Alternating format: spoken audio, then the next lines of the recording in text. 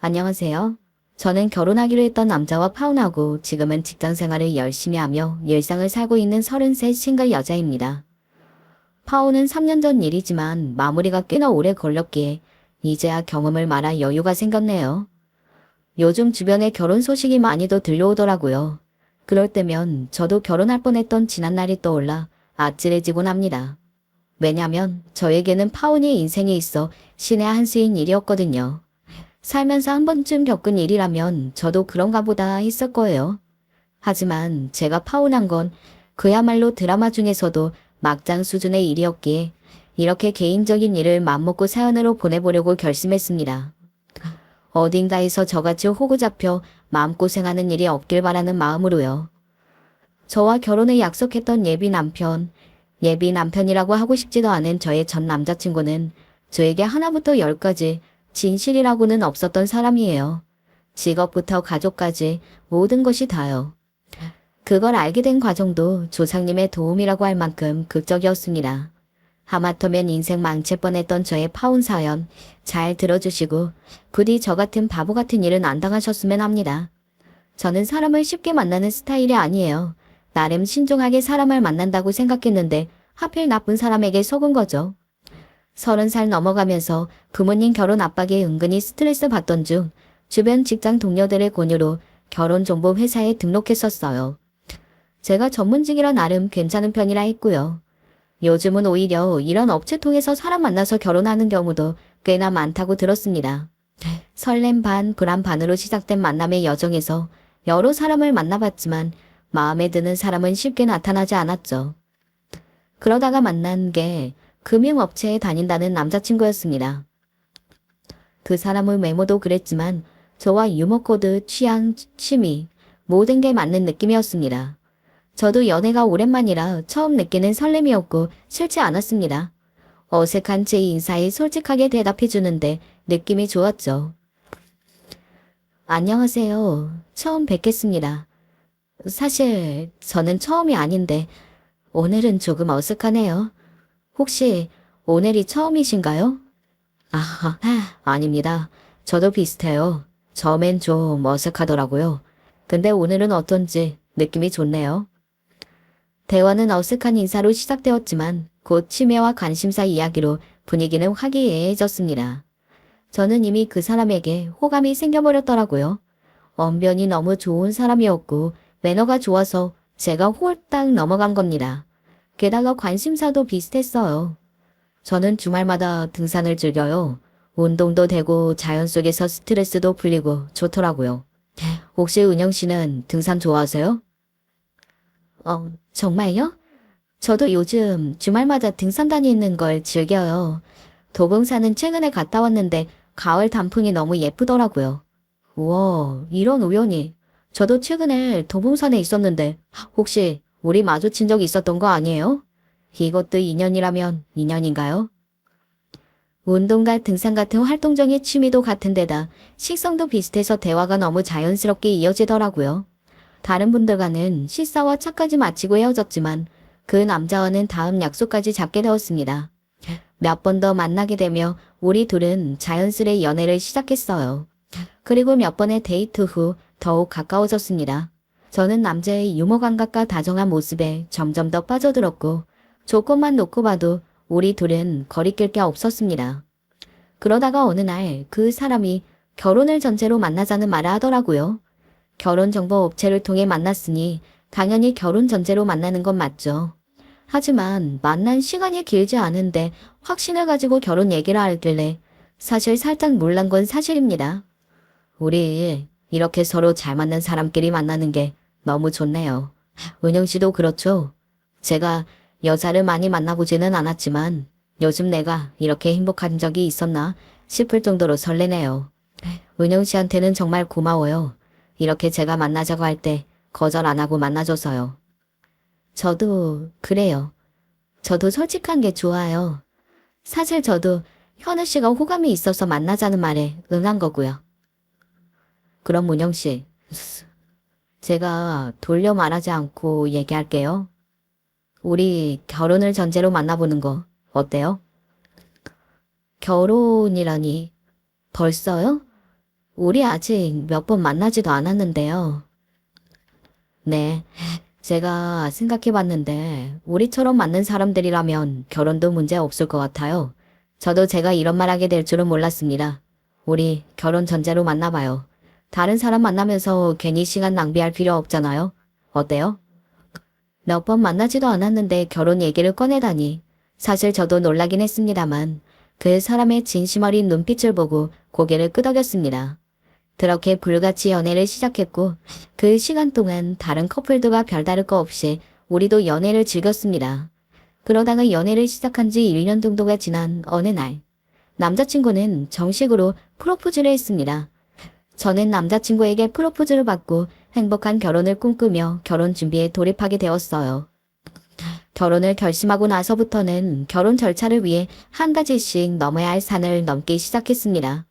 가장 먼저 할 일이 양가 부모님에게 인사를 드리는 일이었죠.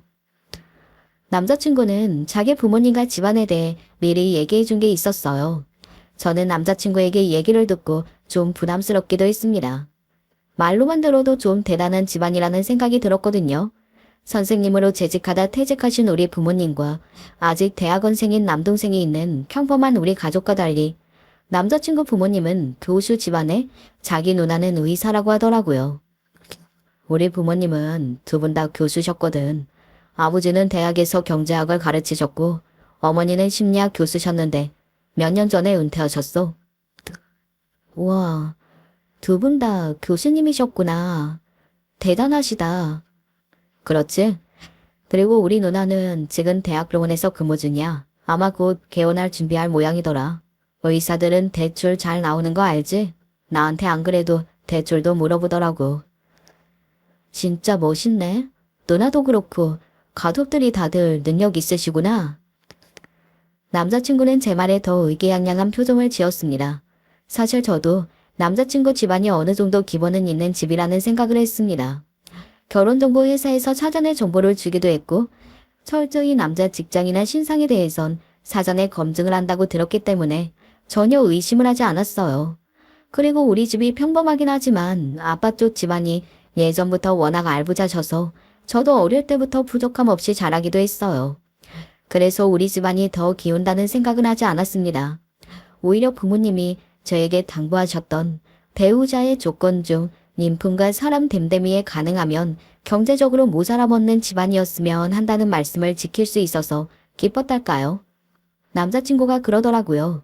자기 부모님은 정말 훌륭하신 분들이고 며느리도 인품을 제일로 중요하게 보신다면서요. 자기가 엄격하게 가정교육을 받고 자랐는데 저 역시 예의교육 잘 받은 여자 같아서 더 빨리 보여드리고 싶다고 했습니다. 그리고 부모님이 며느리 궁금한 마음에 이것저것 물어보셔도 너무 당황하지 말라고 하더라고요. 근데 은영아, 실은 우리 부모님이 좀 엄격한 편이셔. 우리 누나 결혼할 때도 꽤나 마음고생했지. 매형 될 분이 아마 누나보다 뭔가 모자라다고 생각을 하셨는지.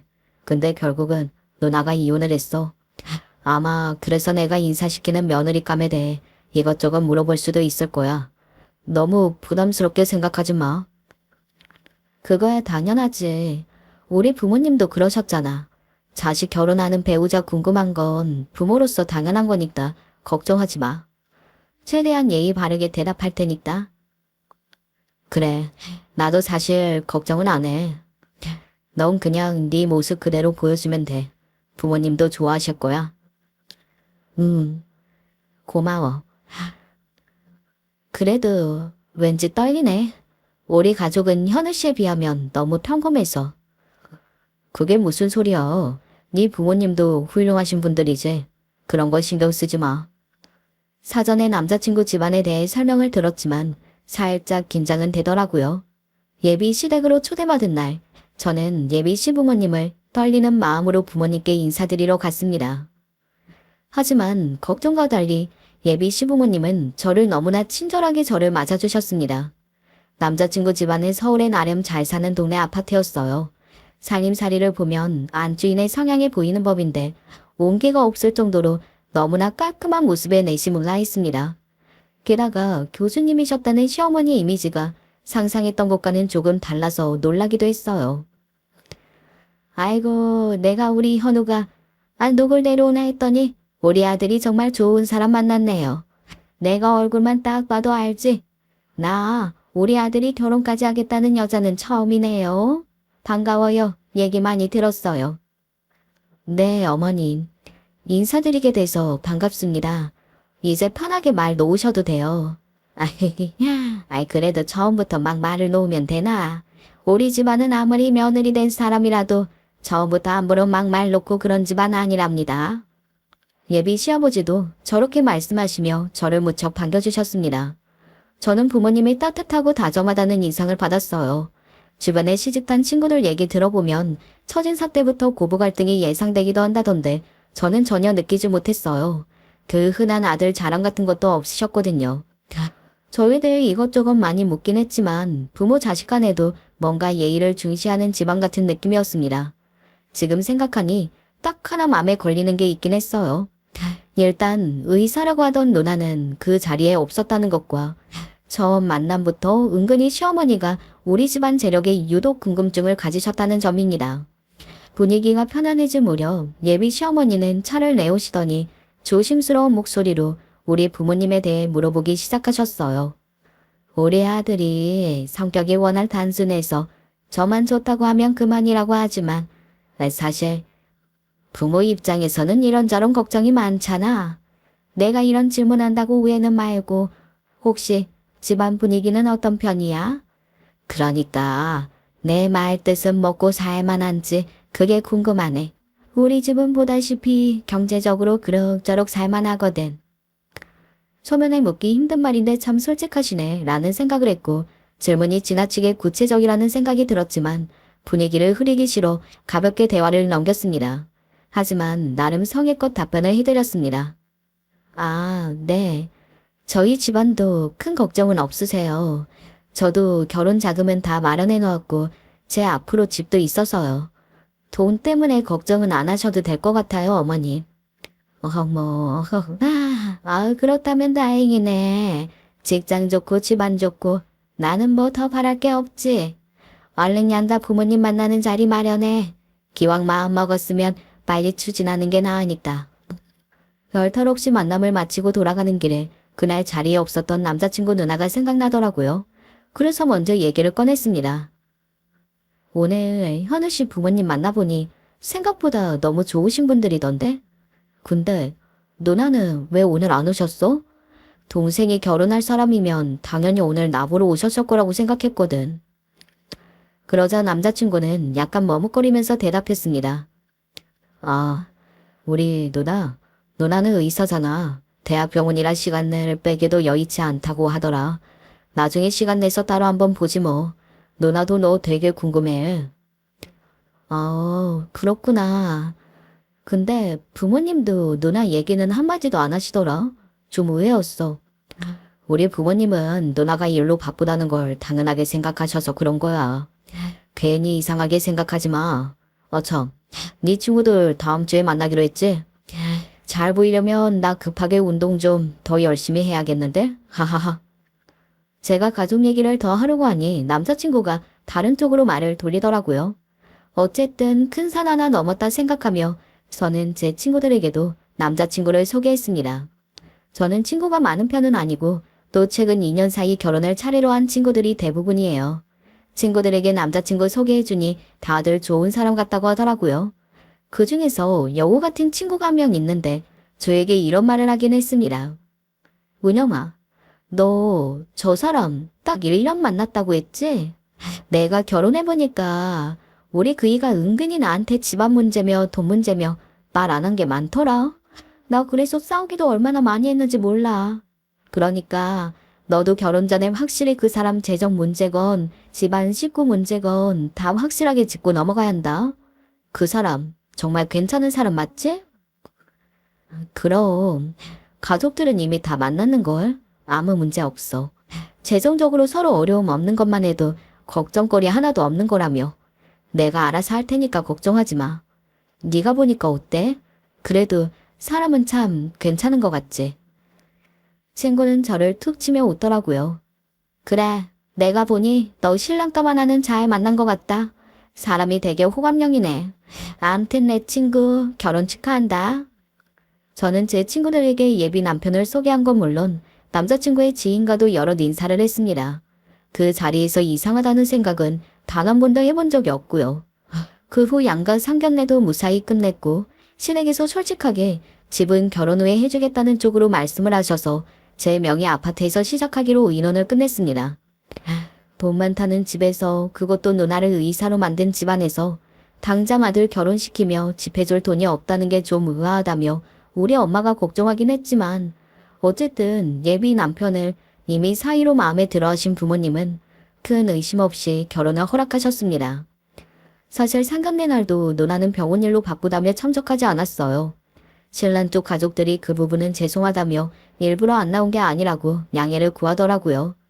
저희 부모님은 의사 일하는데 바쁜 게 당연하다며 더욱 중한 일이 먼저라며 괜찮다고 하셨습니다. 그 자리에서 결혼 날짜도 굳이 시어머니가 길일로 해야 한다고 하시더라고요. 다른 건 다 양보해도 날짜는 신랑 쪽 의견을 들어달라고 하신 탓에 겨우 석 달 후로 예식 날짜를 잡았어요. 그러다 보니 결혼 준비에 대한 마음이 급해졌죠. 남자친구와 결혼 문제를 상의하는데 결혼 자금을 물어보더라고요. 이미 결혼 비용은 반반으로 하자고 얘기를 마친 상황이었는데 의외의 말을 했습니다. 근데 은영아, 너 말이야, 당장 융통할 수 있는 결혼 자금이 얼마나 되는 거야? 현금으로. 오, 갑자기 그건 왜? 그냥 결혼식 준비는 어떤 거부터 시작할까 예산도 고려해야 할 텐데 결혼 비용을 어느 정도까지 준비할 수 있을까? 현금으로. 예식장 예약하고 드레스나 이런 것들 생각하면 비용이 꽤 나올 거야. 기왕이면 한 군데에서 돈을 모아서 쓰면 낫지 않을까 해서. 네가 생각하는 예산을 알면 준비하는 데 도움도 될 것 같고. 그건 당연히 얘기해야지. 근데 굳이 현금으로 얼마까지 가능하냐니? 네가 내 통장으로 돈 보낼 수 있는 금액을 묻는 거야. 내가 금융업계에 있잖아. 기왕이면 돈 만지는 직업인 내가 예산 관리하고 결혼 준비하는 게 좋지 않을까? 내가 금전 관리는 자신 있거든. 돈은 한 곳으로 모아서 관리하는 게 효율적인 법이거든. 그러니까 돈 관리를 오빠가 하고 싶다는 거지? 근데 나도 지금 당장 오빠 통장으로 붙이는 건 어려워.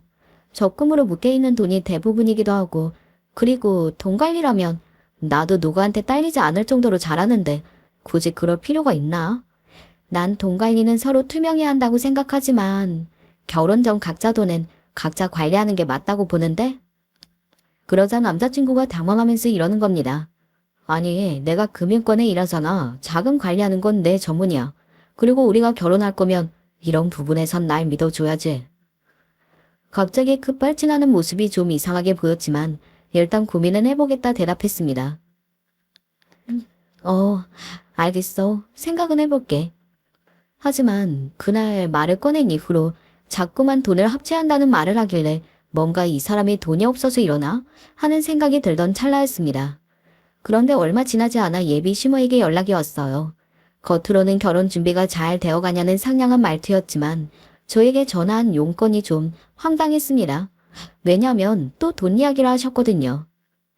예, 아가 잘 지내고 있지? 결혼 준비는 잘 돼가고? 네, 어머님. 잘 준비하고 있어요. 참, 예단은 어찌할 거니? 난 네 예단 받고 나서 예물도 해줄 작정이다만 요즘에는 다들 현금으로 주고받는다지? 어머니, 근데 예단은 집을 제가 해가는 대신 생략하기로 이미 상견례 때 얘기하신 줄로 아는데요. 제가 잘못 알고 있는 건가요? 이미 상견례 때 부모님들끼리 합의가 끝난 예단 예물 얘기를 꺼내시길래 저도 당황스러웠습니다. 하지만 어머니는 이런저런 돈 들게 많다며 나중에 집을 해줄 텐데 왜 그리 계산적으로 구느냐며 안 주고 안 받기 식으로 아들 장가 보내기는 싫다고 하시더라고요. 일단 부모님과 상의해보겠다고 하고 전화를 끊었습니다만 당황스러워서 남자친구와 말다툼까지 했습니다. 그랬더니 남자친구가 하는 말이요. 은영아, 그냥 돈 1,000만 원 정도 작게 해드리고 서운함 안 가지게 하시는 게 어때? 우리 엄마도 아들 장가 보내면서 아무것도 없으면 서운하겠지. 그 대신 내가 출장 다녀오는 길에 너 가방 하나는 좋은 걸로 사줄게. 그리고 나랑 결혼하면 너 평생 곡간 생기는 거잖아.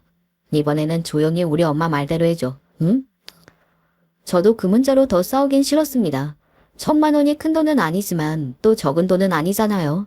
고민이 되었지만 부모님께 걱정 끼치기 싫어 나름 정성스레 예단 본트를 전해드릴 수밖에 없었습니다. 그렇게 돈을 전해드리니 더 이상 연락이 없으시더라고요. 저는 나머지는 우리끼리 알아서 하라는 뜻으로 알아듣고 결혼 준비를 이어갔습니다. 하지만 막상 제 마음대로 할 수 있는 것들이 많이 없더라고요. 남편 회사 일정 때문에 신혼여행도 당장 예약이 어려웠고 그야말로 예식 하나만으로도 버거운 상황이었습니다. 날짜를 급하게 잡다 보니 여러 가지 상황을 고려 못한 탓이었죠. 그럴 바엔 결혼 날짜를 좀 미루고 싶기도 했습니다만 그 얘기를 하면 남자친구는 절대로 결혼 날짜를 미룰 수 없다고 망강하게 나왔습니다. 우여곡절이 많았지만 결혼식 날짜는 하루하루 다가오더라고요. 그렇게 결혼 준비가 한창이던 어느 날 결혼식을 딱 한 달 남겨둔 시점이었습니다. 결혼 전에 바쁜 일들을 해야 한다며 남자친구는 지방으로 출장을 간 상황이라 저 혼자 남편 지인들 목록까지 대신 정리를 하던 참이었죠. 그런데 그때 예전에 우리 예비 남편을 같이 만났던 제 절친에게서 전화가 걸려왔어요. 그날은 정말 평범한 하루였는데 그 전화 한 통이 제 인생을 완전히 뒤흔들어 놓았습니다. 저는 청첩장을 돌릴 지인 목록을 정리하던 중이었습니다. 갑자기 제 절친에게 전화가 걸려왔어요. 그런데 친구 목소리가 꽤나 다급했습니다. 무슨 일이야, 지연아? 네가 이 시간에 전화를 다 하고. 무슨 일이긴. 야, 운영아. 너 대체 어찌 된 거야? 다짜고짜 어찌 된 일이냐고 묻는 친구에게 저는 도리어 무슨 영문인지 몰라 되물었습니다. 너야말로 갑자기 왜 그래? 나 아무 일도 없는데? 저기, 너 혹시 파혼했니? 파혼한 거야? 뭐, 얘네? 갑자기 전화해서 그게 무슨 소리야? 나 결혼 준비 잘만 하고 있는데.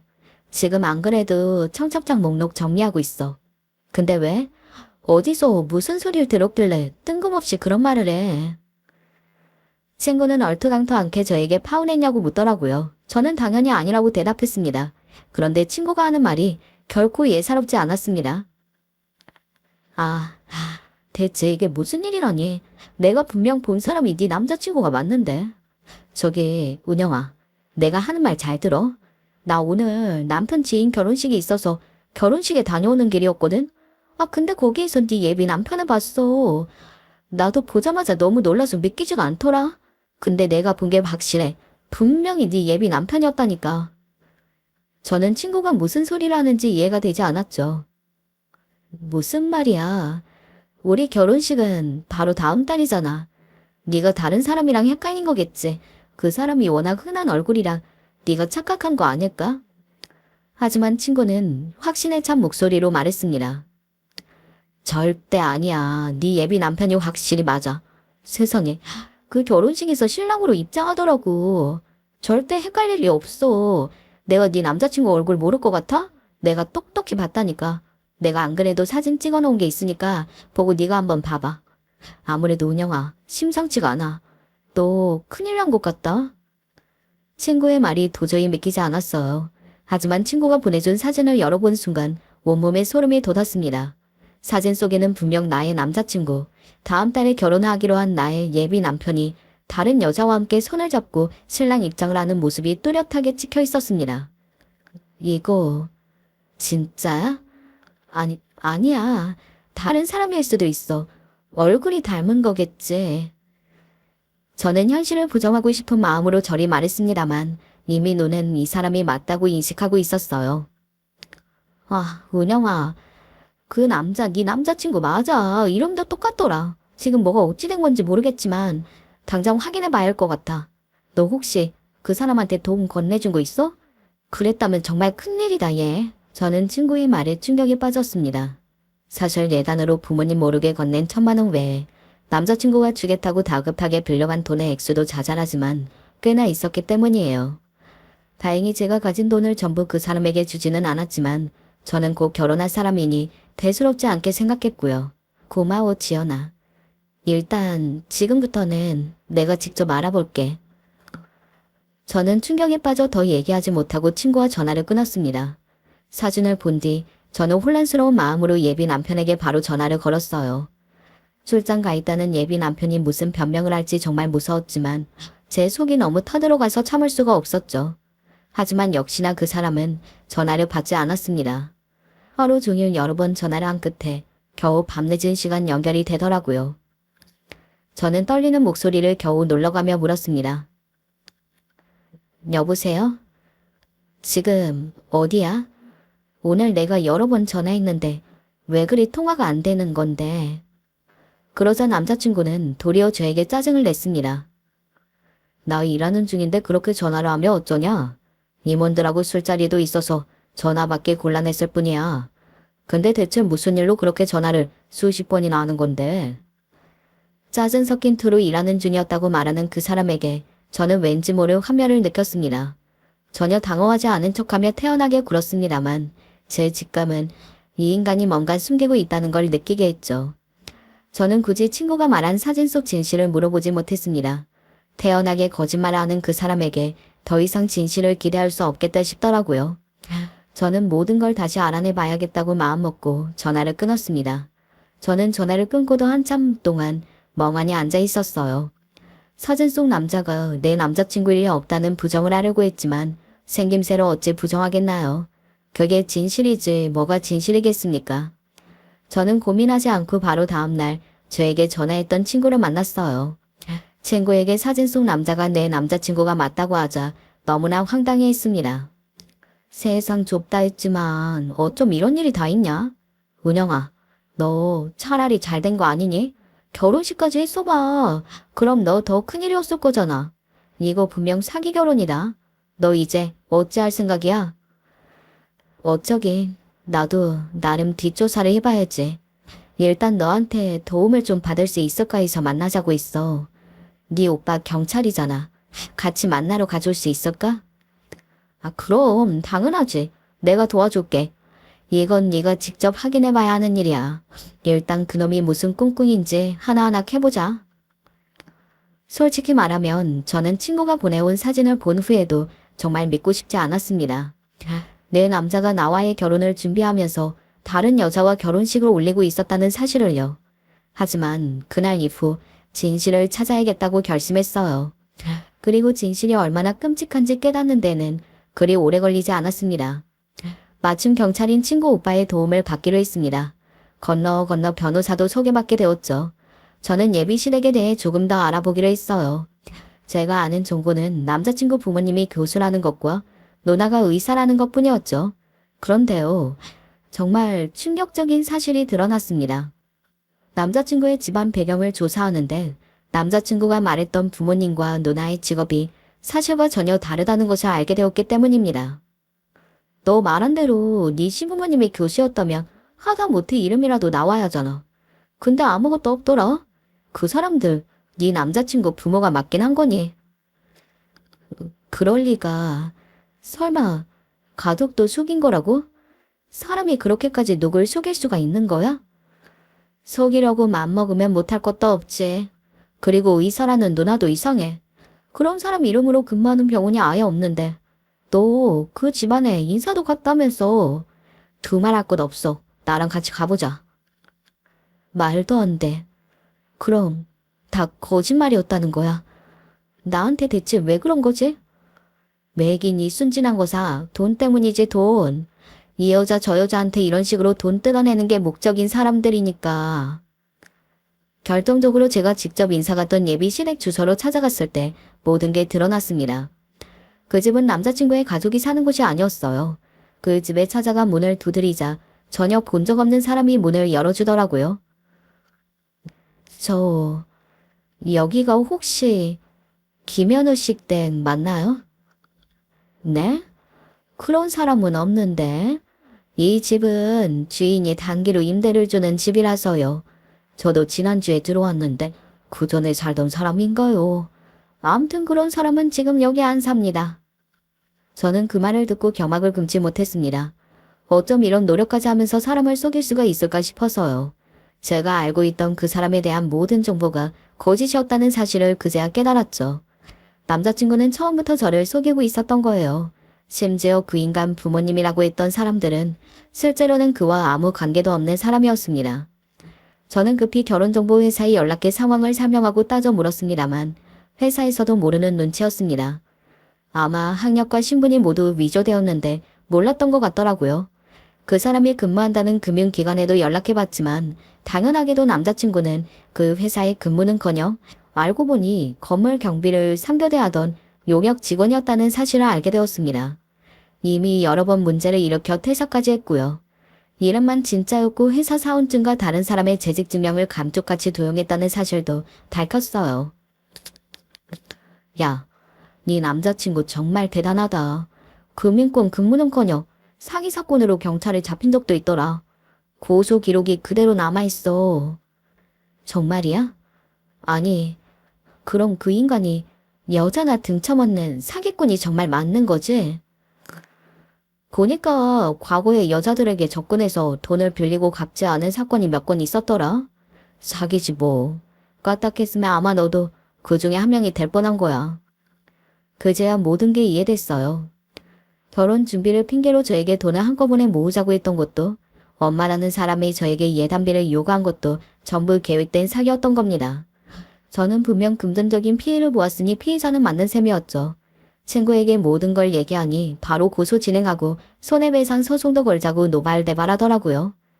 아무튼 이 모든 건 친구와 오빠의 도움이 없었다면 알지 못했을 사실이었습니다. 저는 결혼을 꿈꾸며 남자를 믿었던 제 자신이 너무 바보 같았고 또 분노가 치밀어 올랐어요. 어쩜 사람을 이런 식으로 농락할 수 있을까 해서요. 하지만 여기서 그 인간과 인연을 끝내는 것으로 멈출 수 없었습니다. 제가 곱게 끝내준다면 분명 저 같은 피해자가 생길 테니까요. 아니 이미 결혼식장에 입장했던 여자는 피해자인 셈이었고 오히려 저는 결혼 전이었으니 더 상황은 나은 편이라고 하는 게 맞겠네요. 모든 사실을 알게 된 후 저는 바로 남자친구에게 전화를 걸었습니다. 저에게 출장에서 돌아오는 날이라고 했지만 다른 여자와의 결혼식과 여행을 마치고 오는 날이라고 하는 게 맞겠네요. 저는 그 사람이 도망갈 것을 우려해 도주로가 없는 카페에서 만나자고 했습니다. 이미 친구는 제가 걱정된다며 오빠와 멀찍한 곳에 자리를 잡고 있었죠. 그런데 평소와 다르게 단호한 표정인 저를 본 남자친구는 오히려 더 다정한 말투로 저에게 다가오더라고요. 평소처럼 태연하게 웃으며 나타난 그를 보니 오히려 분노보다 더 이상한 평온함이 느껴졌습니다. 우리 은영이 내가 바빠서 같이 결혼 준비 못해주니 힘들었구나. 아 미안. 지난번에는 내가 너무 짜증을 낸 것 같네. 오늘 내가 너 하자는 대로 다 해줄게. 오랜만에 보니까 너무 좋은데 얼마나 보고 싶었는지 몰라. 참 가증스럽더라고요. 사기꾼은 연기도 잘해야 하고 머리도 좋아야 하는구나 싶어서 실소가 터져 나왔습니다. 참 대단하다. 대단해. 당신 정말 무서운 사람이구나. 내가 오늘 보자고 한 건 우리 결혼 준비 때문이 아니야. 오늘 이후로 일어난 일들은 아마 단단히 각오해야 할걸? 그러자 이놈이 표정 하나 안 변하고 이러는 겁니다. 갑자기 왜 그래? 나한테 단단히 삐졌구나. 내가 미안하다니까. 이제부터 내가 다 준비할게. 넌 아무 걱정 마. 저는 가증스러운 모습에 더 참지 못하고 그 인간에게 일침을 날렸습니다. 결혼? 좋아하네. 나 너 같은 인간하고 결혼할 일 없어. 미치지 않고서야 내가 사기꾼하고 결혼하겠니? 제가 하는 말에 멍하니 저를 보더라고요. 저는 참지 않고 전부 말해버렸습니다. 내가 다 알아봤어. 당신이 금융권은커녕 제대로 된 직장 없는 계약직이었다는 것도 당신 가족이 전부 가짜라는 것도 말이야. 대체 왜 이런 짓을 한 거야? 직업이 여자 등쳐먹는 일이니? 그 인간은 당황하며 처음에는 발뺌했습니다. 뭐? 너야말로 사람 잡는 소리 하지 마. 그게 무슨 소리야? 누가 그런 헛소리를 한 건데 사람을 뭘로 보고 이래? 사람 잡는 소리? 이미 당신 경찰 고소 기록까지 다 확인했어. 이 사진 보고도 변명할 말이 있으면 어서 해보시지. 저는 그 말과 함께 친구가 보내준 결혼식 사진까지 그 인간에게 집어던졌습니다. 나만 피해자가 아니더라. 너 결혼한 이 여자한테는 나보다 얼마나 뽑아먹은 거니? 내가 가진 돈 전부 거냈으면 어찌 됐을지 끔찍하다. 제가 던진 사진을 본 그놈은 손을 덜덜 떨게까지 했습니다. 전혀 예상 못한 일이었을 테니 놀랄만도 하죠. 이게 대체 너한테 왜 있는 거야? 그건 그러니까, 내가 설명할 테니 일단 내 말 들어줘. 그리고 너한텐 정말 진심이었어. 그 순간까지도 누나를 굴리며 또 다른 거짓말을 하려는 모습을 보니 확실히 사기꾼임을 다시 한번 알겠더라고요. 진심? 결혼 준비를 핑계로 돈까지 빼앗으려고 한 게 진심이야? 이 상황에 대체 무슨 말을 더 들으라는 거야? 결혼 준비로 내 돈 뜯어간 건 어쩔 건데 가족까지 전부 거짓말하고 네 부모라는 사람들 섭외하느라 있었더라.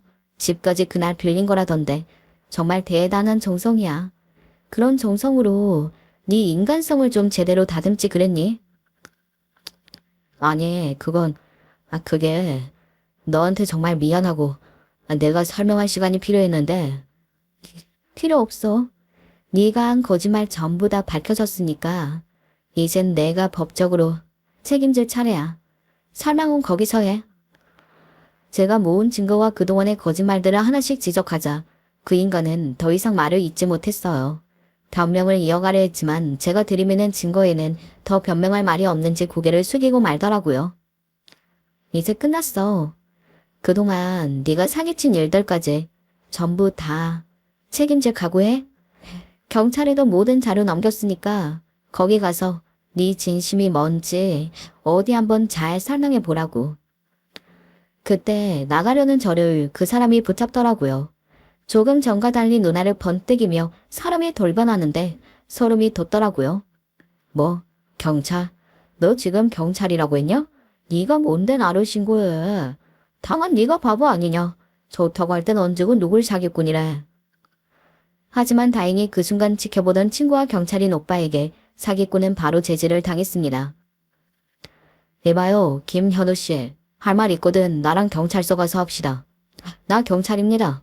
왜 여자한테 완력을 쓰려고 해요? 당장 이 손 놓으시지?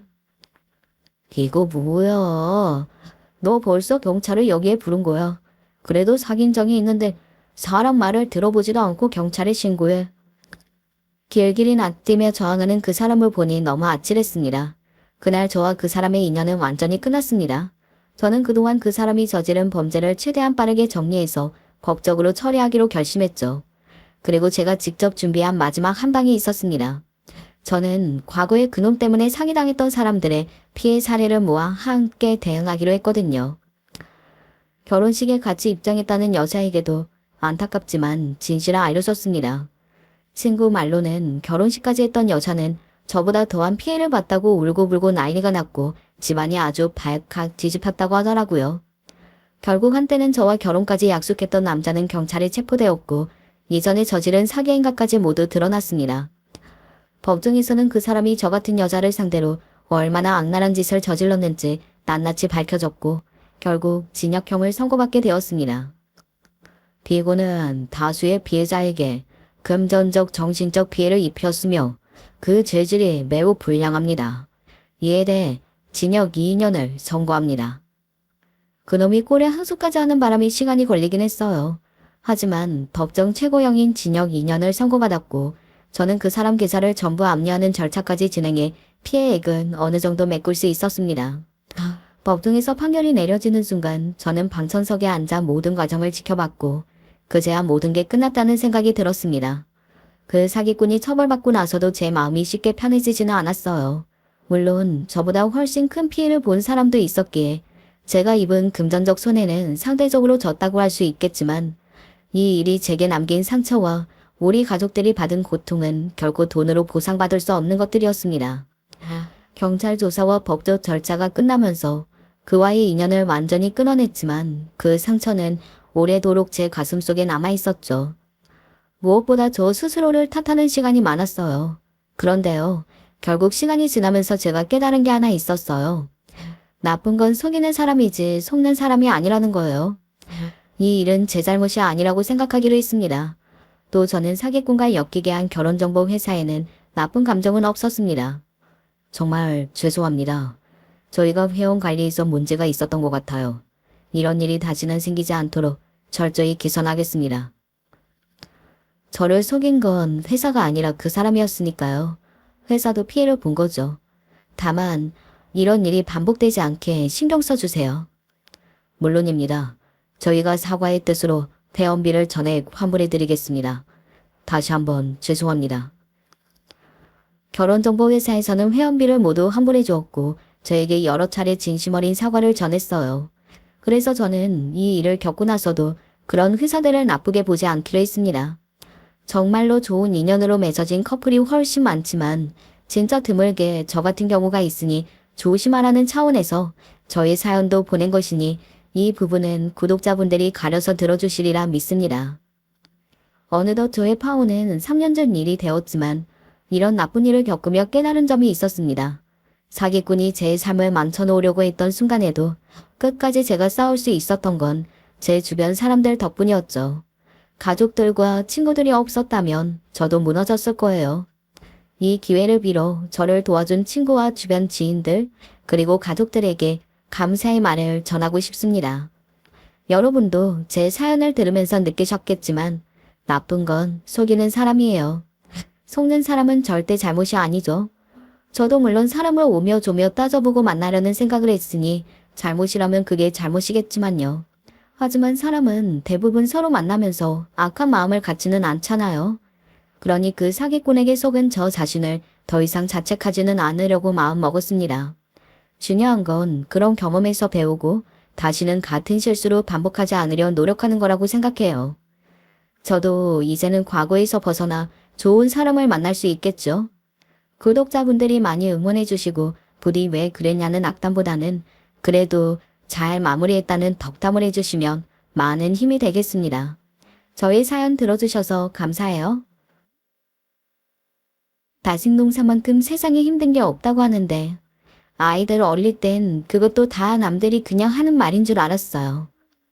그런데 성인이 되고 난 뒤의 자식들은 진짜 뜻대로 되지 않더군요.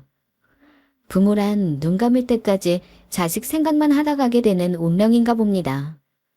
우리 가족을 보면 특히나 요즘 그런 생각이 크게 드는데 아마 다 비슷하신 걸까요? 저희 집은 딸만 셋이고 남편과 저에게 있어서 이 애들을 얼마나 소중히 여기고 예삐 키웠는지 몰라요. 처음에 아기가 잘 생기지 않아서 저와 남편은 무척 마음고생을 했고 그렇게 해서 와준 큰딸은 정말 너무나 천사 같고 귀하더군요. 저를 꼭 닮았기도 했고 어렵게 얻은 아이라서 그런지 애틋함이 컸어요. 그 뒤로 얼마 되지 않아 둘째가 태어났는데 힘들게 낳은 큰아이 뒤로 생각보다 금방 찾아와 주었기에 그 또한 얼마나 고마웠는지 몰라요. 얼마 안 있어 셋째 딸까지 낳고 우리 부부는 정말 너무나 행복했어요. 그런데 큰딸과 막내딸 사이에 껴있는 둘째의 생각은 좀 달랐던 것 같아요. 둘째가 제 언니나 동생을 어찌나 질투하던지 툭 하면 언니 것을 빼앗거나 막내에게 심술을 부리는 모습이 많이 보였어요.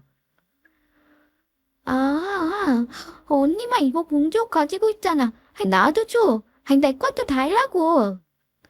유나야, 이건 언니 거야. 유나는 저번 달에 사줬잖아. 싫어. 달라고. 주란 말이야. 사줄 때까지 나 뗐을 거야. 어렸을 때도 그랬지만 커서도 그랬어요. 공부도 아주 잘하는 편이었고 얼굴도 예쁘고 키도 크고 어딜 가나 눈에 띄는 둘째는 이미 많은 부분에서 인정을 받고 있었는데요. 그럼에도 불구하고 집으로만 들어오면 여지없이 짜증을 낼 때가 많았고 심술도 곧잘 부리곤 했어요. 저야 제 딸이니까 이런 걸 감안하고 설득하고 있지만 남들 눈에는 그렇지 않을 것 같아서 몇 번 야단도 많이 쳤어요. 유나야, 언니 거에 욕심 내지 말라고 했지. 왜 언니 물건을 훔쳐가? 그럼 못 써. 아껴 쓰고 언니 배려할 줄도 알아야지. 그리고 저번 달에 선생님한테 전화 왔는데 너 짝꿍 물건 뺏었다며? 내가 언제 해? 잔소리 듣기 싫어. 그만해. 뭐? 엄마 말이 잔소리로 들려? 네가 지금 잘못한 부분에 대해 이야기해 주는 거잖아. 말꼬리 좀 잡지 마. 나 나갈 거야. 그런데 딸아이는 제가 야단을 쳐도 소용이 별로 없었어요. 그저 다 잔소리로 받아들였고 혼나고 나면 엄마가 자기를 미워한다고 방 안에 들어가 엉엉 울기 바쁘더군요. 도대체 어떻게 훈육을 해야 하는 건지 키우기가 너무 힘이 드는 아이였어요. 아이 셋을 키우면서 고루고루 있을 수 있는 고생의 분량을 둘째에게 다 몰아서 썼다고 해도 과언이 아닌데요. 진지하게 얘로 인해서 너무 힘들다고 느꼈던 시기가 있었고 그런 생각을 하는 자체로 죄책감을 느꼈던 적이 있었어요. 바로 사춘기 무렵 둘째가 집을 나가버려서 종족을 감췄을 때의 일인데요. 당시 아이를 찾느라 온 넋이 나가 있었던 저는 겨우 동네 파출소에서 연락을 받게 되었고 힘들게 둘째 딸을 데려오려는데 글쎄 저를 보자마자 손을 뿌리치는 게 아니겠어요? 그러면서 하는 말이 정말 보자 하니 안 되겠다 싶더군요. 이게 뭐야? 나 데려오면서 그냥 왔어? 차라도 끌고 왔어야지. 다리 아파. 뭐라고? 너 이놈의 기집애가 지금 그게 엄마한테 할 소리야? 그래, 할 소리다. 아니 차도 안 끌고 오면 어떡하라는 거야? 나 걸어가기 싫어. 당시 둘째 딸은 집을 멋대로 나가버리곤 사흘이 넘도록 연락이 되지 않았고 저는 온갖 애간장이 다 타서 없어질 정도로 바닥이 나 있었어요. 겨우 연락을 받고 뛰어온 제 엄마 마음도 모르고 차를 끌고 오지 않아서 또 자기를 걸어가게 만든다는 둥 고생을 시킨다는 동안이 어이가 없더라고요. 이렇게 된 배경에는 당시 딸이 다니던 학원 친구들 영향이 컸어요. 늘 공부에 욕심이 많고 뭔가 올라가려는 욕구가 강했던 딸은 꽤 비싼 학원에 보내달라고 무척이나 졸라댔어요. 엄마, 나도 공부 잘해서 대학 잘 가고 싶단 말이야. 내가 성공하면 엄마도 좋은 거 아니야? 내가 대학 가서 성공할게. 그러니까 돈 대줘. 유나야. 엄마 힘들어. 이미 언니 학원비에 너 다니는 학원도 돈이 만만치 않아. 가난은 뭐 지금 티내는 거야. 그건 엄마 사정이지. 난 다녀야겠으니까 보내줘. 보내달라고. 그럼 나 대학 못 가면 다 엄마 책임이야. 당시 고등학교 입학을 앞두고 있던 터라 그냥 저도 두 손 두 발 다 들고 어쩔 수 없이 억지로 등록을 해주었어요. 그랬더니 거기 다니면서 그런 비싼 교육비를 턱턱 내고 다닐 수 있는 친구들과 어울리더니 공부 외에 다른 것에도 눈을 떠서 죄다 비싼 것만 찾아대는 게 아니겠어요? 그날 집을 나갈 때에도 저한테 된통 난리를 쳤다가 야단 맞고 뛰쳐나간 것이었어요. 이날 역시 말 같지도 않은 욕을 했거든요. 엄마, 나 학원 애들이랑 옷 사러 갈 거니까 30만 원만 줘. 이제 학교 애들이랑 같이 안 놀 거야. 걔네는 하나같이 촌스럽고 싸구려만 입어서 빈티가 잘잘 흘러. 너 지금 제정신이야? 엄마 아빠가 어떤 형편으로 너 그 학원 보내주는 줄 알면서 중학생이 무슨 옷을 사는데 30만 원씩이나 필요해. 말하면 그냥 다 나오는 줄 알아? 엄마 그렇게 말할 줄 알았어. 진짜 지겨워. 자식을 낳아놨으면 그 정도는 해줘야지. 쟤네들은 다 노리는데 왜 나만 이렇게 불쌍하고 거지같이 살아야. 입에서 나오는 말마다 험악하게 그지없고 해준 것에 대한 고마움은 없고 제 탓만 해대니 저도 화를 가눌 길이 없었어요. 그래서 저도 모르게 선이 올라가고 말았죠. 그러더니 아빠에게도 혼이 나고 이후로는 좀 잠잠해지더군요. 그렇게 해서 발탈 없이 그냥 지내나 있고 그럭저럭 애들은 각자 대학도 가고 시간이 꽤 지나게 되었어요. 큰딸도 자기 힘으로 돈을 벌어서 어학연수도 짧게 다녀왔는데 그 모습을 보더니 둘째 딸도 영향을 받았는지 따라서 다녀오더군요. 그러다가 얼마 안 가서 이름만 대면 아는 대기업에 취직하게 되었어요. 우리들은 모두 축하해주고 진심으로 기뻐했어요. 그런데 못된 심보가 다시 튀어나온 건지 결국 저를 다시 큰 소리 내게 만들었어요. 언니보다는 내가 좋은 회사 취직했고 머리도 내가 훨씬 좋은 거 맞잖아. 안 그래? 언니는 대체 호주 가서 뭘 공부한 거야? 아직까지 그렇게 백수로 있어서 되겠어? 그 나이는 야무진 편이면서도 누구랑 분쟁을 일으키는 걸 좋아하지 않지만 이날 동생의 막말에 속상했는지 자리를 피해버렸고 저는 못 참고 결국 야단을 쳤어요. 너 언니한테 그게 무슨 말버릇이야. 너 어학연수 하는 것도 네 언니 도움받아서 갔으면서 어쩜 그렇게 말을 못되게 하니. 이 말에 둘째 딸은 자기도 이제 머리가 클 만큼 컸다는 것인지 무척 빈정거리면서 답을 하더군요. 내가 틀린 말 한 건 아니지. 기분 나쁘면 자기도 노력해서 좋은 회사 들어가야지. 언제까지 이렇게 엄마 아빠 등골 빼먹고 살 거래? 말하는 걸 보니 둘이 붙어 있다 보면 정말 큰 싸움이 언젠가는 날 것 같더라고요. 그러던 중 둘째 딸도 바빠지면서 서로 마주할 시간이 생각보다 없길래 그럭저럭 안심을 하고 있었는데요. 얘는 정말 저를 주기적으로 놀래키지 않으면 안 되는 건지 또 갑작스런 폭탄 선언을 하고 말았어요. 그날은 어지간하면 반응을 안 하고 넘기는 남편마저 황당해하며 큰 소리를 냈어요. 엄마, 나 사실 남자친구가 있는데 곧 결혼하려고 해. 뭐? 결혼? 나 결혼할 나이도 됐잖아. 1년 정도 만나왔어. 괜찮은 사람이라 결혼하려고. 너무나 아무렇지않게나 말하는 모습에 저나 남편이나 자세한 것들을 물어대었어요. 무슨 일을 하는 사람이냐, 몇 살이냐, 언제부터 만나온 거냐. 딸은 그 남자의 집이 엄청 부자라는 말부터 시작했어요. 결혼도 내 힘으로 할 거고 엄마 아빠한테 손 안 벌릴 거야. 남자친구네 집이 솔직히 엄청 부자고 부자 정도가 아니라 준재벌 수준이거든. 나이는 나보다 2살 위고 소개팅으로 만났어. 아무튼 결혼할 거니 그리 알아. 잠깐만. 그럼 언제 보여줄 거니? 엄마 아빠한테도 데리고 와야지. 그런데 여기서 딸의 반응이 너무나 천연덕스러웠어요. 엄마, 내가 말했잖아. 그 집 준재벌급이라고. 그래서 여기저기 시끄럽게 알리고 식 올리는 건 부담스럽다고 하더라고. 그럼 엄마 아빠한텐 못 보여주겠단 거야. 이미 모든 계획을 다 정해놓고 통보식으로 말을 하는데 너무 어이가 없었어요. 남편도 당황스럽고 화가 났는지 속에도 상간내도 뭣도 없이 이러는 법이 어디 있냐며 야단을 쳤어요. 그러자 딸아이는 맹렬히 고개를 가로저으면서 다시 황당한 말을 내뱉는 게 아니겠어요? 아, 아빠, 상견례에서 뭐하게? 내 인생 망칠 일 있어? 방금 말했잖아. 남자친구네 집 준재벌이라고. 그런 집에서 우리 집 형편 알고 엄마 아빠처럼 돈 하나에 울고 오는 사람들이랑 마주 앉아서 무슨 이야기를 하겠어. 그리고 나 창피해. 딸은 아무렇지 않게 우리 가슴에 대못을 뚝뚝 박아가면서 피가 나는지 아닌지도 쳐다보지 않은 채 말을 이어갔어요. 솔직히 창피하다고. 내가 얼마나 공을 들여서 만난 사람인데 엄마 아빠 때문에 결혼 엎어지면 책임질 거 아니잖아. 거기다 예단이라도 뭐 요구하면 해줄 거야?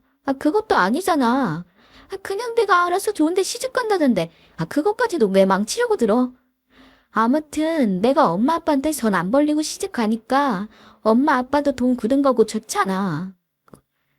평소 같으면 야단을 냈을 남편이 딸이 속도 조절 않고 마구 던져대는 총알 같은 말을 듣고도 이후엔 침묵하더군요. 버릇없이 저렇게 중요한 일을 처리해버린 딸도 기가 막혔지만 듣는 내내 저나 남편이나 이렇다 쉽게 반박할 말을 찾기도 어려웠어요.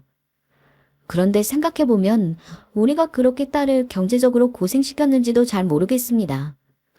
아이 하나도 아닌 셋을 낳아서 키웠지만 적어도 30평대의 집에서 5 식구가 살았고 예민한 둘째가 매번 난리를 치는 바람에 아이 셋 한 번 옷을 물려가며 입힌 적도 없었어요. 아이들이 중학교 갈 무렵부터 저도 다시 일했고 그래가면서 교육비며 생필품이며 부족하지 않게 되려고 얼마나 애를 썼는지 몰라요. 그런 모습을 알아주었던 큰딸은 제 힘으로 벌어서 어학연수도 다녀오고 막내딸 역시 이제 엄마 아빠를 편하게 해주고 싶다면서 장학금을 받겠다고 열심히 했고요. 그런데 어쩌면 그 중에서도 매번 짜증을 내는 통에 받은 게 더 많다면 많은 둘째 딸이 그렇게 집이 가난하다는 양, 거지 같다는 양 온갖 분노를 퍼부어대니 이해가 안 갔어요. 도대체 어디서부터 잘못된 건지 우리가 이 아이에게 뭘 그렇게 잘못했나 싶더군요. 그런데 그 소식을 들은 첫째 딸이 평소 조용하다 둘째 딸을 불러 야단을 쳤습니다. 너 어떻게 엄마 아빠한테 그럴 수 있니? 뭐 우리가 창피해서 우리 존재를 숨겨? 그렇게 그 남자랑 결혼을 하고 싶니? 아니 이건 네 인성이 문제가 있는 거야. 언니도 어이없다. 언니 할 일이나 잘해. 내 인생 함부로 코치하려 들 생각하지 말고. 그리고 그런 준재벌급 집안이랑 비교당하면서 언니 그 자리에서 앉고 있고 싶어? 언니 빙신하는 거 티날 일 있어? 난 우리 엄마 아빠 평소에 입고 다니는 것도 창피한 사람이야. 그런데 어떻게 우리 시댁 어르신들을 뵙게 해? 저도 참지 못했지만 첫째는 그 자리에서 정말 못 참겠는지 그대로 손을 올려 둘째를 때리려 했어요. 겨우 제가 나서 말리긴 했지만 둘째는 그 와중에도 웃음을 터뜨리며 졸음을 멈추지 않더군요. 대체 제가 배 아파 낳은 제 딸이 맞긴 한 건지 순간 너무나 혼란스러워졌습니다. 그 후 둘째 딸은 그렇게 우리에게 선전포고를 해버리곤 이런저런 말도 없이 결혼식을 올려버렸고 우리 가족은 그저 멍청이 앉아서 그냥 소식만 듣게 되었어요. 그래도 자식이라 그런지 결혼을 했으니 얼굴을 봐야 하지 않겠어요? 결혼식 올린 얘기, 사돈 얘기도 들을 겸 딸을 만나자 했습니다. 그런데 딸이 저에게 그러더군요. 전화로 이런 말을 하는데 정말 옆에 있었으면 뺨을 한 대 때렸을지도 모르겠어요. 엄마도 아마 예상은 했겠지만 나 결혼하고 한동안은 연락 못할 것 같아. 네? 바빠질 것 같아서 아무래도 신혼집 살림 꾸미고 하면. 근데 아무래도 딸 목소리가 이상해서 다시 물었어요. 연락 못하는 진짜 이유가 뭐냐고 말입니다. 딸은 잠깐 주춤하는 것 같더니 볼멘 소리로 투덜거리더군요. 사실 형편 숨기려고 친정 가족들 미국에 산다고 말해놨단 말이야. 근데 엄마가 여기 집 오고 나한테 연락하면 이상하잖아. 뭐? 우리가 미국에 산다 했다고. 뭘 그리 놀라. 내가 엄마 아빠한테 돈을 달라는 것도 아니고 돈 없는 친정 창피해서 연락 먼저 하지 말아달랐는데 그 정도는 할 수 있는 거 아니야. 아무튼 그리 알아. 잠깐만. 너 그럼 지금 연락 안 한다는 거 우리랑 인연이라도 끊겠단 거야. 끊을게. 하도 어이가 없어서 결혼식을 그 모양으로 치르는 것도 그냥 보고 있었더니 하다 정말 자기 부모를 바보로 보는 것 같아서 참을 수가 없었어요. 심지어 뭐라고 한마디 하려고 하는데 저렇게 제 할 말만 하고 끊어버리는 게 아니겠어요? 다시 전화해서 따지고 싶어도 그렇게 연락하지 말라고 신신당부하던 게 생각나서 이러지도 저러지도 못했고요. 이 이야기를 들은 남편은 이제는 비어있는 둘째 딸 방에 들어가더니 한참을 조용히 있더군요.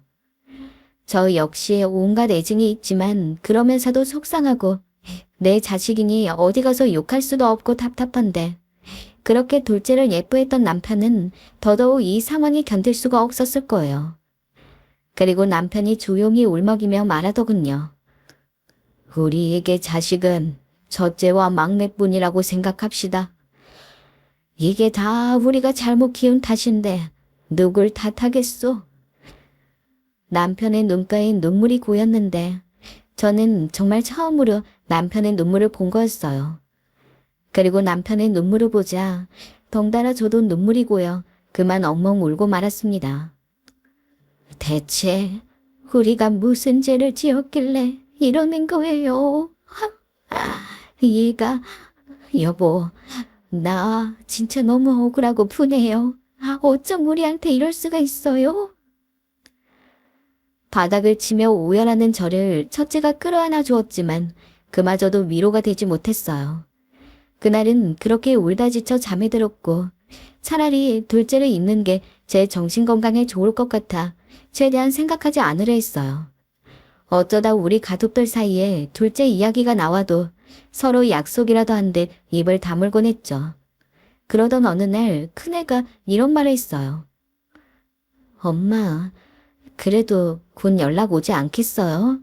자기도 시집은 가고 싶고 남자는 붙잡고 싶고 그래서 그런 마음에 그냥 한 소리일 거예요. 철 들면 용서 빌러 올 거예요. 그러겠지? 그런 거겠지? 네, 엄마. 그러니 너무 마음 쓰지 말아요. 큰애는 알고 있었을까요? 전 당시 큰애의 저 말에 고개를 끄덕이며 우리 둘째 곧 연락 올 거라고 그렇게 믿고 있었어요. 미운 자식이긴 하지만 언젠가 제게 용서를 빌며 돌아올 거라고 생각했답니다. 솔직히 이런 시기가 길어질 거라고 상상도 못했어요. 그런데 둘째는 그렇게 1년이 지나고 2년이 지나고 점점 세월이 흘러도 실제로 연락이 없었어요. 여보, 그냥 우리가 먼저 연락해보면 안 돼? 애가 죽었는지 살았는지는 알아야 하잖아. 됐어. 우리 버리고 간 자식 뭐 좋다고 먼저 연락해. 당신 하기만 해봐. 어느 날엔 제가 참다 못해 남편에게 일이 말하긴 했지만 남편은 그때마다 절대 안 된다고 했어요. 그럴수록 제 속이 타고 미어지고 가끔씩 친척들이 둘째 안부를 물어보는데 답할 말이 없어서 늘 궁색한 변명만 하다 보니 그때마다 얼마나 씁쓸했는지 모릅니다. 가끔 남편이 오라가 치밀어서 둘째에 험담을 하기도 했지만 다 부질없는 짓이었기에 그대로 받아들이는 수밖에 없었어요. 하지만 결국 제가 참지 못하고 딸아이의 친구들을 만나게 되었어요. 딸아이한텐 친구가 많지 않았는데 그나마 정기적으로 계속 연락을 하는 친구였어요. 제가 유나 엄마라고 하니 그 아이도 놀라는 기색이 역력하더라고요. 네, 어머니. 근데 무슨 일로? 다름이 아니고 혹시 우리 유나 소식 알고 있나 해서 말이야. 내가 유나랑 요즘 연락이 안 된다. 그런데 그 얘기를 듣더니 그 아이가 한숨을 푹 쉬며 그러는 게 아니겠어요? 걔가 어머니한테도 그랬어요? 대단하네요. 그게 무슨 말이니? 걔 저희 친구들이랑도 다 연락 끊었어요. 자기 부잣집에 시집 간다고 이제 가난한 친구들이랑 어울리고 싶지 않다면서요. 그래서 저희 중 유나랑 연락되는 애 아무도 없어요. 그랬구나. 저한테만 그런 줄 알았더니 둘째는 친구들과도 인연을 끊겠다 선전포고한 모양이더라고요. 덕분에 모든 관계가 끊기고 잘 나오던 동창회도 나오지 않는다 했습니다. 저도 너무 어이가 없었지만 제 딸 때문에 여러 사람들 마음이 상했다 생각하니 그건 또 그거대로 속이 상했어요. 어렸을 때 그렇게 친구 좋아하고 친구하며 따르던 아이가 어느 순간 돈에 미쳐 절이 됐다고 생각하니 제 딸이 정말 남같이 느껴지더라고요. 저는 이 얘기를 차마 남편에겐 하지 못하고 조용히 큰딸에게만 얘기했어요. 그러자 큰딸이 그러더군요. 엄마, 실은 나도 알아봤어요. 인터넷 통해서 건너 봤는데 유나 얼굴이 언젠가부터 없더라고요. 그래서 친구도 버렸구나 생각하고 있었어요. 엄마, 이제 우리 유나 생각은 하지 마요. 그냥 우리 살아갈 생각만 해요. 큰딸이 이렇게 의젓하게 위로해주자 그때는 좀 마음이 가라앉는 듯 했어요. 뭔가 제 안에 둘째 딸을 놓지 못하고 있던 실하나가 또 끊긴 기분이었어요. 그리고 저는 그 뒤 딸이 없는 것처럼 꿈도 꾸지 않으면서 살았답니다. 그러던 사이 우리 집 딸아이들은 저마다 결혼을 하게 되었어요. 갑자기 막내가 어린 나이에 만나는 사람이 있다며 말을 꺼내더니 집에 데려왔고 제 언니 때문에 우리가 속상한 걸 알아서인지 일반적인 절차를 거쳐서 결혼을 했답니다. 우리는 둘째 딸 일을 겪고 이제 아이들에게 아무것도 바라는 게 없어졌어요. 그리고 이후에 큰딸이 이 중 가장 늦게 결혼을 결정하게 되었는데 회사 입사하기 전부터 알았던 대학 선배와 잘 지내는 것 같더니 결국 연을 맺게 되었어요. 큰딸과 막내딸은 우리 집 근처에 자기네 신혼집을 얻었고 매번 집을 드나들면서 저와 남편을 챙겼어요. 엄마, 오늘 저녁이 시간 되죠? 남편이랑 다 같이 맛있는 거 먹으러 가요. 김서방이랑? 아휴, 매번 김서방도 부담스럽지. 너네끼리 먹으러 가라. 아니에요. 이 사람이 엄마랑 같이 먹고 싶단 거예요. 엄마 저번에 갔던 식당 거기 괜찮았죠? 거기로 예약해 놓을게요.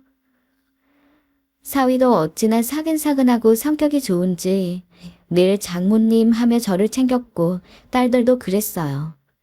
나이 먹어서도 우리를 챙기는 모습이 고맙기도 하고 한편으로 미안하기도 하고 그렇더라고요. 그러는 동안 솔직히 둘째 딸 생각이 안 난 건 아니에요. 가끔 얘가 뭐 하며 살고 있을까? 잘 살고는 있는 걸까?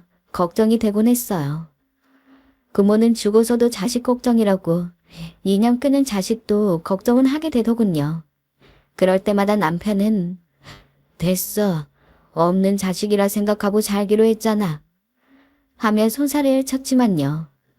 그러던 어느 날 큰 사위네 회사에서 무슨 보너스를 받았다며 어디 호텔에 가서 다 같이 호캉스를 보내자고 하더군요. 매번 이렇게 마음을 써주는 사위가 너무나 고마웠고 덕분에 가서 모처럼 기분 전환을 하며 참 행복한 시간을 보냈어요. 그렇게 집에 올라오던 길 저도 유난히 피곤해서 차 안에서 잠이 들었고 근처에 와서 이제 눈이 겨우 떠져서 내렸어요. 들어가려고 현관문 쪽을 잠깐 보았을 뿐이었는데 저는 그만 기절할 듯 소리를 질렀어요. 자, 누구야? 우리 집 현관문 앞에 누가 몸을 감싸고 앉아있는 게 아니겠어요? 그날은 밤이 다 되어서 도착했고 센서등도 고장난 상태여서 잘 안 보였는데 분명히 사람 기척 같은 게 보였어요. 근데 갑자기 엥 하면서 애기 우는 소리와 함께 그 형체가 훅 하고 일어나더니 툭 말을 내뱉더군요. 엄마, 너 유난히? 엄마, 나 배고파. 밥 있어? 정말 온몸에 번개를 맞은 듯, 아니, 떼앞밭에 혼자 서 있는 마냥 온몸에 식은땀이 나더군요. 그렇게 종족을 감춰버리고 속을 썩였던 둘째 딸이 웬 꼬마와 함께 와서 집 문 앞에 서 있던 것이었어요. 같이 뒤이어서 짐을 갖고 내려주던 큰딸네 부부와 막내딸 부부도 이 분위기를 알아차렸는지 얼음 같은 침묵이 잠깐 흘렀어요. 그러나 딸이 데려온 손주가 계속 오는 바람에 이것도 오래가지 못했고 일단은 집으로 들어가게 되었어요. 큰딸과 막내딸은 둘째의 행색을 보더니 굳은 얼굴로 아무 말도 하지 않았어요. 그렇게 제 엄마 아빠가 불쌍하다며 자식으로 치지도 말고 잊어버리라고 우리를 그렇게 달래주었으니 저렇게 싸한 반응이 나올 만도 했어요. 그래도 어쩌겠습니까? 부모 마음으로는 그렇게 자식을 쉽게 내칠 수가 없었고 저렇게 얼굴색도 나빠지고 초라한 행색으로 애까지 낳아서 안고 온 걸 보니 할 말이 없었어요. 엄마, 미안해. 나 밥 좀 줘. 애기 줄 밥이라 밥 먹고 다시 나갈게. 대체 그렇게 떵떵거리고 살던 애가 뭘 어떻게 하고 살았길래 자기 자식을 낳아놓고 같이 데리고 다니면서 밥도 못 먹고 있는 걸까요? 버는 돈 족족 다 써버리고 명품의 해외여행에 온갖 사치를 해대던 애가 밥값 하나 낼 돈이 없었다는 게 기가 막혔어요. 저는 한숨을 푹푹 쉬면서 일단은 주방으로 가서 밥부터 안 쳤고 남편은 그대로 거실 소파에 완전히 굳은 채로 앉아서 한마디도 입을 열지 못했어요. 분위기를 보고 일단 큰 딸내와 막내 딸내 부부는 집으로 돌아갔고 저는 밥을 준비하면서 식탁에 앉혀둔 뒤 그간의 이야기를 일단 물어는 봤어요. 그러자 딸이 물을 한 잔 마시더니 겨우 입을 뗐는데 언제 목이 쉰 건지 목소리도 좀 변했더라고요. 엄마, 나 사기당했더라고. 뭐? 사기를 당했다고? 그게 무슨 말이야? 재벌집 아들이라며? 사기였어. 다 사기. 부잣집 아들인 줄 알고 신나서 결혼했는데 땡전 한 푼 없는 집안이더라고. 그놈은 노름하는 사기꾼이었고 아차 싶어서 나오려 했는데 아이를 가져버렸어. 그리고 아이 가진 지 얼마 안 돼서 그놈은 밖으로 돌고 웬 여자 끌고 들어오고 임신하고 못생겨져서 마음에 안 든다며 손찌검 맞고. 이 말에 남편이 너무 놀랐는지 그 자리에서 벌떡 일어나더군요. 결국 식탁에 마주 앉아서 이 이야기를 듣게 되었어요. 이어지는 이야기는 더더욱 충격적이었습니다. 근데 시부모라는 작자는 그런 아들 편만 들면서 날 못 살게 굴었어. 스트레스가 너무 심해서 탈모가 올 정도로 나보고 아들 잡아먹은 여자라고, 내가 내조 못해서 남편이 밖으로 놔두는 거라고 구박하고 때렸고, 살 수가 없었어, 엄마. 그런데다가 툭하면 나 때리는 것으로도 모자라서 아이 데리고 위협하면서 내 이름으로 대출까지 받게 만들고, 결국 이걸로 온갖 빚쟁이들이 꼬이고 일이 얽혀서 집이 엉망진창이 되었어. 딸이 그렇게 고생을 했다는데 정말 오랫동안 못 본 사이에 얼굴이 너무 상했더군요. 2살 위인 제 언니보다 나이가 더 들어 보이는 게 아니겠어요? 그렇게 예쁘고 창창했고 어딜 가나 미래가 기대된다는 말만 듣던 딸이 말이에요. 여기까지 말하는데도 딸은 우리와 눈을 마주치지 못하고 어딘가 그 너머를 보면서 말하는데 너무 자신감이 없어 보이고 위축되어 있는 게 아니겠습니까? 그럼 지금 어떻게 된 거야? 이혼하고 나온 거야? 응. 증거 자료 모아서 겨우 이혼하고 전 남편은 교도소에 가 있어? 이혼할 때도 그놈이 놔주려 하지 않아서 거의 빌다시피 해서 도망 나온 거야. 짧다면 짧은 시간 내에 어쩜 이렇게 인생이 꺾일 수 있는 건지 말이 나오지 않았어요. 한부모 가정을 돌봐주는 기간이 있어서 좀 떠돌긴 했지만 집 생각이 계속 났고 얼마간 우리 집을 저 넘어서 훔쳐보았다고 하더군요. 자기 언니나 동생은 제대로 가정을 잘 이뤄서 왔다 갔다 하는 걸 봤다고 하던데 상황이 점점 궁핍해지고 도저히 어떻게 할 수가 없어서 결국 이렇게 왔다고 하는 것입니다. 엄마, 아빠, 미안해. 그냥 다 미안해. 내가 잘못했어. 이러면서 엉엉 우는데 어떻게 그 말을 받고 대꾸를 해줘야 할지 저도 무척이나 비참한 기분이 되어버렸어요. 남편은 못 견디겠는지 그 자리에서 벌떡 일어났고 온갖 복잡한 얼굴을 하고선 고성을 지르더군요. 여기가 네 맘대로 들어오고 나가는 곳이냐? 나갈 땐 언제고 지의 매입이 가슴을 그렇게 찢어놓고 살 거면 제대로나 살았어야지 꼴이 그게 뭐야? 아빠, 미안해. 내가 다 잘못했어. 언니한테도 동생한테도 엄마한테도 다 미안해. 내가 못된 딸이야. 그렇게 예뻐했고 안고 다니던 둘째 딸이 나가버린 뒤 남편은 계속 술만 마셔왔어요. 그리고 저한테 내색은 않으면서도 가끔 덥다 춥다 다른 데 가서 자야겠다며 비워둔 둘째 아이 방에 가서 자곤 했어요. 그때 흐느끼는 걸 저는 모른 척하는 수밖에 없었고요. 아빠와 딸의 관계는 또 다르겠지. 또 다른 애틋함과 정이 있겠지 싶었으니까요.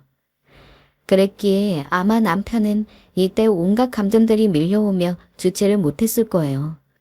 그렇다고 해도 남편이 이후에 한 행동에 저나 딸이나 둘 다 놀래서 굳어버렸어요. 안 그래도 지쳐 보이는 딸이었는데 대뜸 뺨을 세게 찰싹 올려붙이는 게 아니겠어요? 아파. 이 못난 놈의 자식. 처음엔 황당했고 이 사람이 왜 이렇게까지 하나 싶었지만 쏟아대는 말이 끝으로 갈수록 엉킴에서 울음으로 바뀌는 걸 보니 할 말이 없었어요. 그렇게 남편은 옷을 걸쳐 입고 나가버렸고 이후에 저에게 머리 좀 식히고 오겠다며 문자가 왔어요. 딸은 그렇게 쥐죽은 듯 우리 집에서 지냈고 큰딸과 막내딸은 저에게 대강 설명을 듣고선 말을 잇지 못하더군요. 제 아무리 미운 동생과 언니였다지만 그리 살았다고 하니 나름 핏줄이어서 그런지 마음이 편치 않았나 봅니다. 그리고 알지 못한 사이 생뚱맞게 할머니가 되어버린 저는 너무 오랜만에 접해보는 육아라서 그런지 이것저것 챙기고 신경을 쓰게 되더군요. 둘째도 나름 고생을 하며 느낀 게 많았는지 여기서 나갈 때까지만 봐달라며 최대한 제 손이 안 가게 하려고 했고요. 그러던 차에 남편이 저녁 무렵 갑자기 들어왔어요. 일순간 저나 딸이나 긴장을 하게 되었고 굳어있는 남편의 얼굴을 보니 멈칫하게 되더라고요. 주방에서 음식을 준비하고 있던 우리에게 저벅저벅 걸어오더니 갑자기 딸에게 이렇게 말하는 게 아니겠어요? 이 사람이 대체 왜 이러나 싶어 빤히 쳐다보았어요. 연아, 너 노래 불러봐라. 그거 과수원께.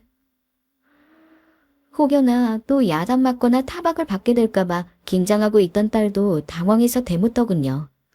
하지만 남편은 막무가내로 계속 불어나는 게 아니겠어요? 이쯤 되니 저도 뒷짐을 지고 왜 저러는지 지켜보게 되더군요. 얼른 불러봐, 과수원께. 그 있잖아. 동고밭 하고 시작하잖아. 이 사람이 술이라도 먹고 들어와서 이러는 건가 싶던 차에 둘째 딸이 마치 실타래처럼 아주 얇은 목소리로 쥐죽은 듯 입 밖에 내기 시작하더군요. 동그파. 목소리도 떨리고 눈치를 보면서 한참 제 아빠를 쳐다보는데 끊어질 듯 이어질 듯 떠듬떠듬거리는 그 광경을 어찌 보고 있어야 하는지 몸둘 바를 모르겠더라고요. 남편은 그대로 멍하니 딸에게 뜬금없는 노래를 시켜놓고 그대로 듣고 있었어요. 멈춰야 되는지 해야 되는지 눈치를 보고 있었지만 하도 자기를 주시하고 계속 듣고 있는 아빠를 보니 부를 수밖에 없었나 봅니다. 하얗고 이파리 눈송이처럼 날리네. 그러다가 멈추려고 하니 남편은 계속 부르라며 고개짓을 하고 딸은 어쩔 수 없다는 듯 결국 끝까지 부르게 되었어요. 그런 모양새를 보고 있자니 왠지 모르게 저는 웃음이 나더군요. 이게 참 뭐하는 모습인 건지 아주 기묘한 풍경이다 싶었어. 그런 상황에서 노래 부를 마음도 할 타이밍도 아니었지만 어찌되었건 어릴 적 매번 부르던 노래라 가사를 다 기억하고 부르긴 하더라고요. 그렇게 끝을 맺고 나니 몇 초간 어색한 침묵이 흘렀고 그러고 남편이 입을 떼었는데요. 그 말에 그만 저도 얼굴이 일그러지고 말았어요. 유나야, 너 6살 때 이 노래 아빠랑 맨날 불렀지.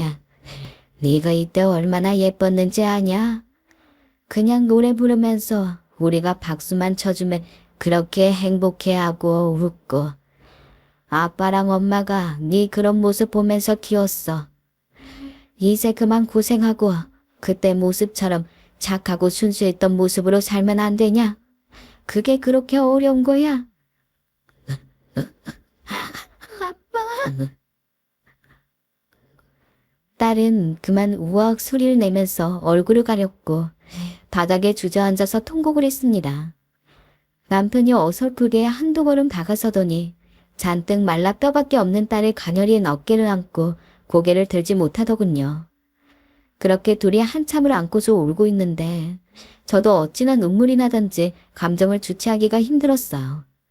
나중에 이야기를 들어보니 잠깐 집을 비우고 어머니 댁에 가 있었던 남편은 둘째 딸아이가 그 모양으로 들어와서 온통 만신창이가 된 모습만 생각했다고 합니다. 그러면서 어릴 적 자기 손을 잡으면서 불렀던 그 노래가 불현듯 생각났고 이미 저렇게 다 커버린 딸이지만 그 노래를 꼭 듣고 싶다는 생각을 했더랍니다. 그 모습이 미친 듯이 그리워서 말이에요. 그렇게 애지중지 키웠던 자식이니 우리를 버리고 갔어도 우리는 자식을 끊을 수 없었고 다시 돌아와도 저렇게 아직도 6살 애 마냥 품에 안게 되는 게 부모인가 봅니다. 그렇게 엉겁결에 부른 딸의 노래를 듣고 나니 이제 다른 건 다 필요 없고 여전히 부모 자식 관계로 딸아이 얼굴을 보면서 살 수 있으면 좋겠다는 감정만 밀려왔다고 하는데요. 저 역시 남편과 크게 다른 생각이 아니었기에 우리는 그대로 둘째를 품게 되었어요. 그리고 그 나쁜 놈이 딸의 명의로 받은 대출도 모두 갚아주었습니다. 하지만 사정을 알게 된 막내딸은 언니를 받아들이기 힘들어했어요. 엄마, 우리가 왜 언니를 받아줘야 해?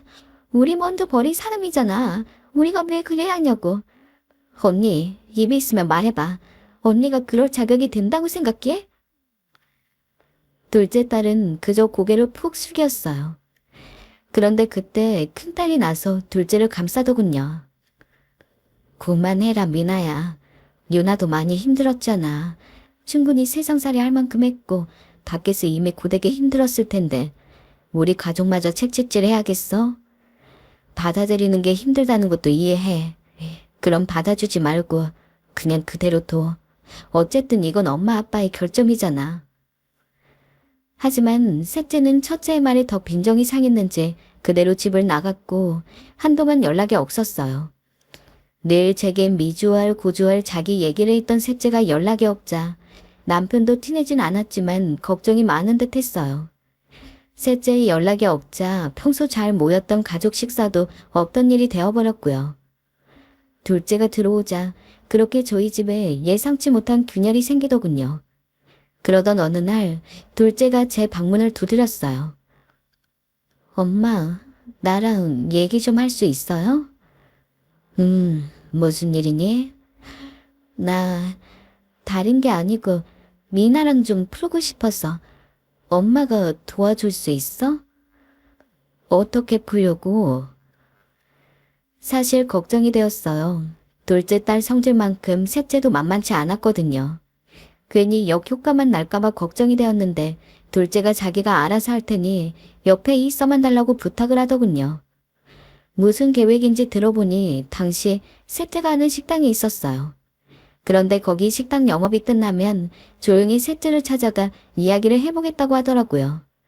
저는 알았다 하고 둘째를 따라 식당으로 따라가게 되었어요. 가는 길 내내 일이 잘 풀릴까 싶어 가슴이 조여왔죠. 미나야, 나야. 뭐야 갑자기? 언니가 여길 왜 왔어? 미나야, 내가 너한테 그건 언니 노릇 제대로 못한 거 알아. 나 그건 너무 형편없는 언니였지. 미안해. 근데 미나야, 내가 여기 오늘 온 건 그거 알고 있다고 진심으로 사과하고 싶어서 왔어. 둘째는 그 말을 하면 눈물을 멈추지 못했고 막내도 나름대로 쌓인 감정이 있었는지 둘째 말을 들으면 눈물을 떨어뜨렸습니다. 바로 두 아이가 화해하지 못했어요. 둘째가 노력을 하더라고요. 아무 말 없이 셋째 가게에 가서 일 도와주고 하면서요. 그렇게 둘은 화해했고 다시 저희 집은 가족 모임을 할 수 있게 되었어요. 기특한 건 큰딸이 자기가 하고 있는 부업들이라도 둘째에게 가르쳐 주겠다며 최근에 뭔가 같이 작업을 하고 있더라고요. 그러다 둘째가 어느 날 제게 그러더군요. 그 말에 울지 않을 수 없었는데요. 엄마, 나 요즘 새삼 사는 것 같았고. 응? 그게 무슨 말이야? 그냥 그렇게 쫓겨나서 인생이 지옥 같았는데 갑자기 천국이라도 온 것 같아. 그래서 하루하루가 귀하고 너무 감사해.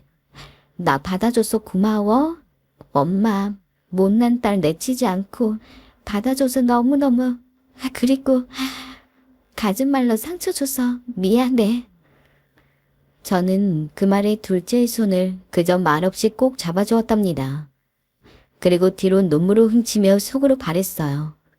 그저 이 아이가 이렇게 제발 못하래주게. 사실 남편은 여전히 어색해하고 그 이후로 딸에게 말을 딱히 많이 걸지도 않아요. 하지만 딸이 낳아온 손주 손을 잡고 산책도 나가고 목욕도 시키고 하면서 같이 핸드폰으로 사진도 찍고 여간 귀여운 게 아닌가 봐요. 딸이 비록 온갖 풍파를 겪고 이렇게 들어왔지만 부모의 마음이라는 건 참 넓고도 복잡하다는 것을 제가 부모로 살면서 새삼 체감하는 것 같아요. 딸도 열심히 자립을 준비하고 있고 우리 모두 아무것도 묻지 않은 채 그렇게 하루하루 살아가고 있어요. 우리 가족이 이대로만 가준다면 어린 날 젊었던 우리와 어린 아이들이 누리던 풍경처럼 나이가 들어도 크게 변함없는 그림을 누릴 수 있으리라 믿어보려고요. 생각보다 가정에서 우리가 주고받는 영양분이 무척 많았음을 이번에 새삼 아주 크게 느끼게 되었습니다.